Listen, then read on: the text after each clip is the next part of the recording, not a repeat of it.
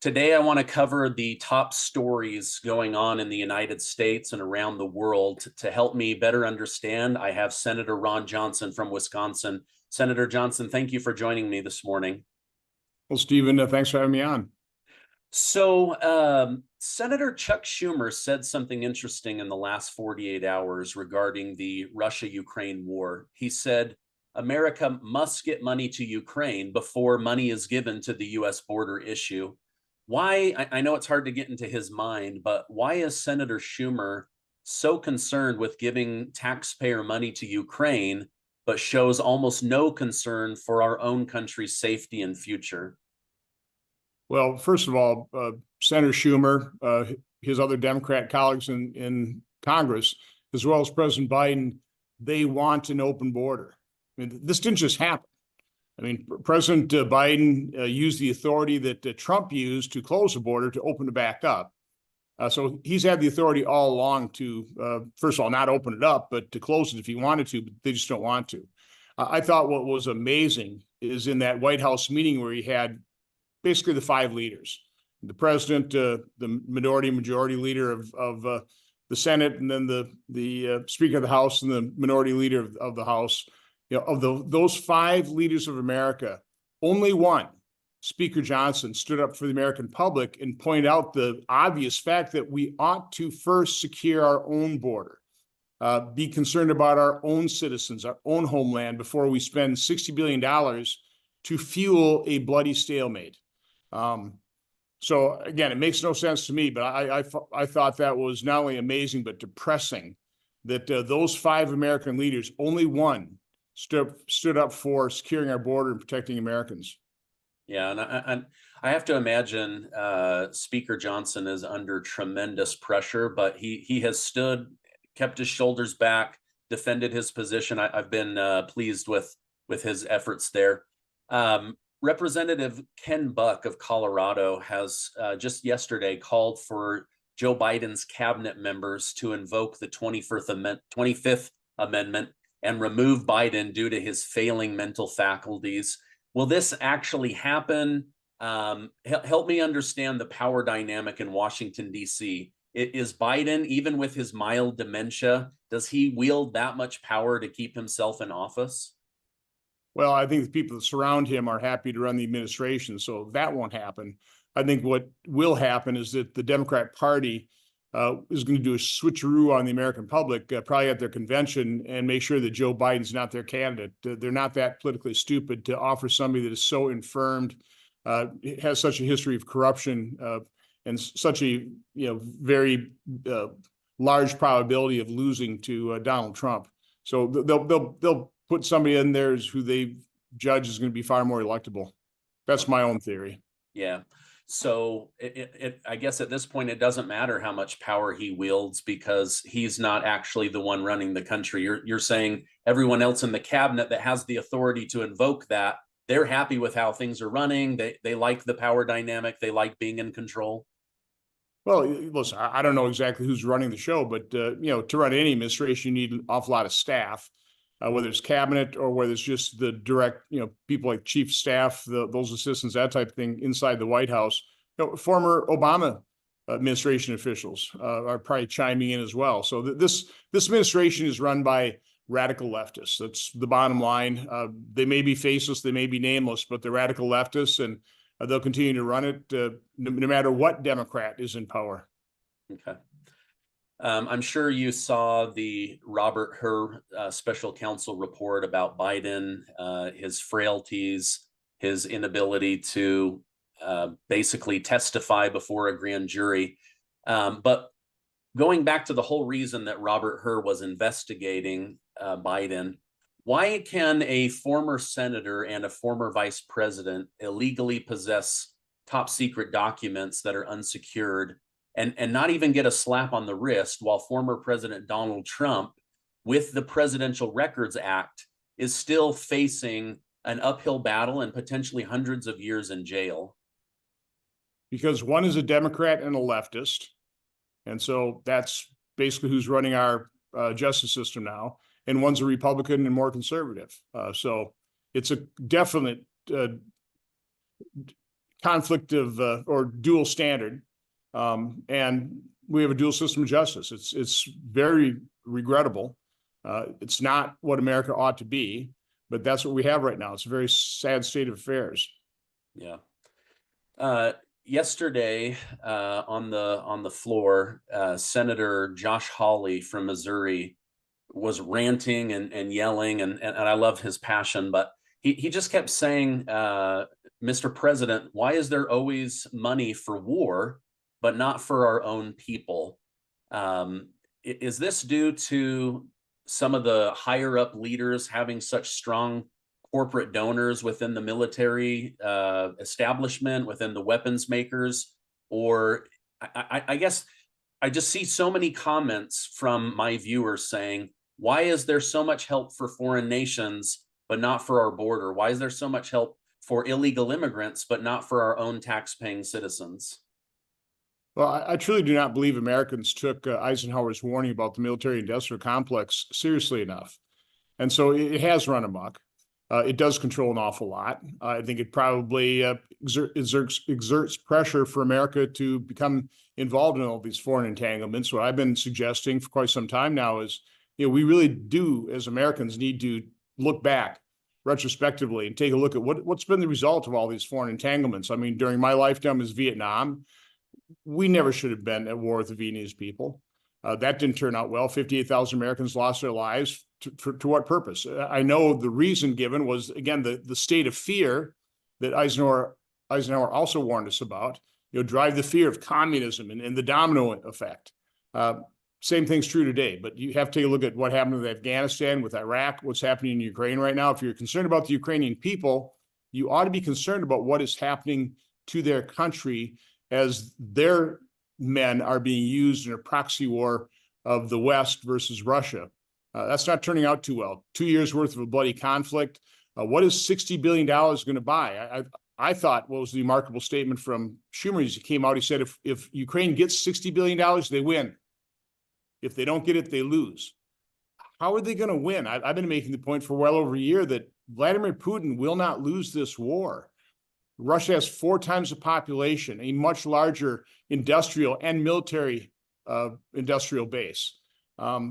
They're producing 4.5 million of the 155 millimeter shells, which is what's basically fueling this bloody stalemate. The West can produce about 1 million. Russia produces those shells at $600 a pop. We get charged 5,000 to 6,000.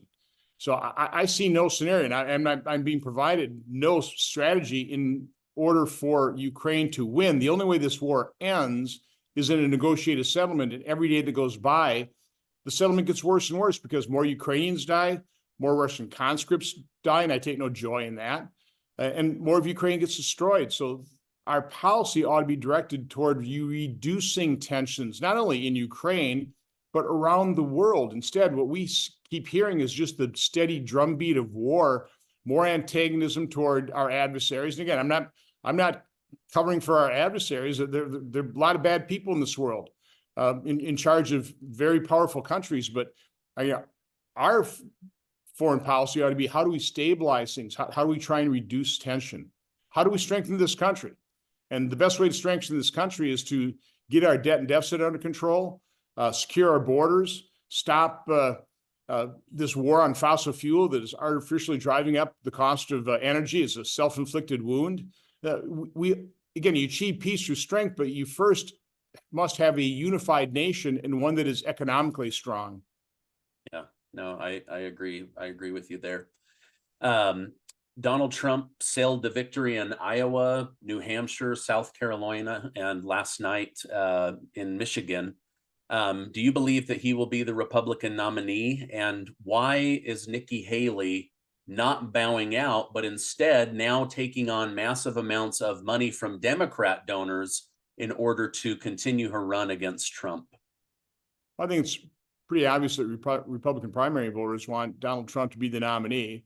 I think part of the motivation is they want the Trump's tormentors to be defeated. I can't really speak for the Nikki Haley campaign. She might have some other strategy. Again, we have these political trials, these prosecutions going of Trump. Is she just hanging around just in case, one of these highly partisan political acting prosecutors actually gets conviction and tries to throw the nominee for the Republican presidential candidate in jail to interfere in an election. I mean, who knows? I mean, it's completely unpredictable what's going to happen in this election. Yeah, I've found it incredibly ironic and hypocritical that out of one side of Biden's mouth, he's saying Vladimir Putin is a monster. He locked up Alexei Navalny in prison, his political opponent. This is so awful. And yet we know that the Justice Department and the White House are working together to try to lock up Donald Trump. I mean, do they not think that we are smart enough as Americans to see that he's doing exactly what Putin is doing? I mean, it's crazy to me.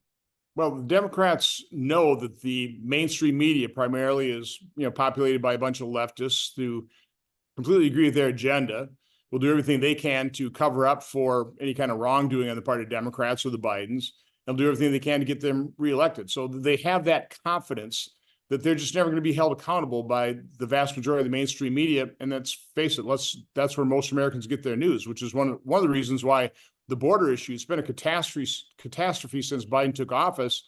It's only now being covered to a certain extent by the mainstream media because Mayor Adams, Mayor Johnson, these mayors in Democrat-controlled sanctuary cities are realizing that wasn't such a good idea and it's destroying their cities. So now the mainstream media is being forced to cover the issue. But again, Democrats can reliably understand that they will not be held accountable by the mainstream media. Yeah. Okay. So later this week, President Biden and former President Donald Trump are both headed to the Texas border. Biden is going to a very mild area, Brownsville. Trump is going right into Eagle Pass, the heart of where all the drama is taking place with the Texas border crisis. Do you think on Biden's side that this is just a photo op opportunity? Get that photo and be able to say that he's doing all he can, continue to blame Congress for not giving him the authority that he already has as a president? What are your thoughts on his reasoning for going to the border now? Again, President Biden, his colleagues in Congress, Democrat colleagues in Congress, they want an open border. They want those potential future Democrat voters.